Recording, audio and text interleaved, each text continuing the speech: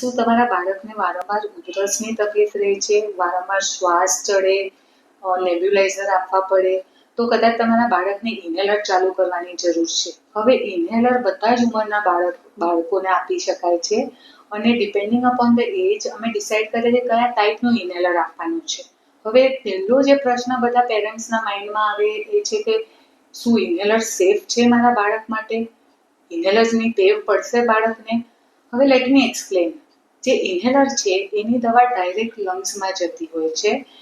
આપણે જ્યારે સિરપ પીએ, ગોળી ખાય અથવા ઇન્જેક્શન લે તો દવા પહેલા બ્લડમાં જાય, બ્લડમાંથી આખા શરીરમાં સર્ક્યુલેટ થાય અને પછી લંગ્સમાં પહોંચે.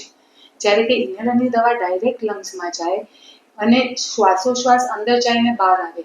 એટલે ઇન્હેલરની બીજી કોઈ સાઈડ ઇફેક્ટ ના થાય. શું કામ કે એ બોડીમાં જતી જ નથી દવા. એટલે ફર્સ્ટ અને ફોરમોસ્ટ એ સમજવા જરૂરી છે કે આ એક ટાઈપની લોકલ થેરેપી છે. જે રીતે આપણી આંખો આવી હોય તો આપણે આંખોના ટીપા નાખવા પ્રિફર કરીએ કે આપણે અગર સ્કિન ડિઝીઝ હોય કે સ્કિન પર ગુમડો થયો હોય તો પહેલાં આપણે સોફ્રામેઇસિન ઓઇન્ટમેન્ટ લગાવે કે એવું કંઈક લગાવે ને જો એનાથી ના મટે તો પછી આપણે એન્ટીબાયોટિક લેવાનું વિચારીએ.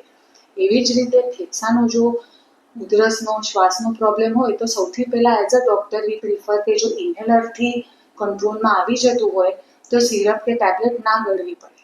હવે સેકન્ડ થિંગ ઇઝ કે ઇન્હેલરની દવા એકદમ લો ડોઝમાં એટલે કે માઇક્રોગ્રામ્સમાં હોય છે. તમે ટેબ્લેટ જો તો ટેબ્લેટ પર મિલીગ્રામ હોય કે ગ્રામ હોય. Inhaler is in microgram, so the dose is so less કે ખાલી ફેફસા અને એમાંથી બી લગભગ 10-20% દવા જ ફેફસા સુધી પહોંચે. બાકીની અબાઉટ 80% મેડિસિન્સ તો મોઢામાં ને તમારા ડિવાઇસમાં જ રહી જતી હોય છે. એટલે તમે વિચારી શકો કે જ્યારે ડોઝ માઇક્રોગ્રામ્સમાં હોય અને only about 15-20% medicine reaching the lungs, તો it is very very safe and with minimal side effects. હવે બીજી વસ્તુ છે કે શું કામ કે દવા ડાયરેક્ટલી લંગ્સમાં જાય છે એટલે એની ઇફેક્ટ એકદમ ઇમિડિયેટ મળે. તમે ટેબ્લેટ કે સિરપ ગળો તો એની ઇફેક્ટ આવતા 4 થી 5 કલાક મિનિમમ થાય. વાઇલ તમે ઇન્હેલર લો તો તમને 5 થી 10 મિનિટમાં એની ઇફેક્ટ આવે.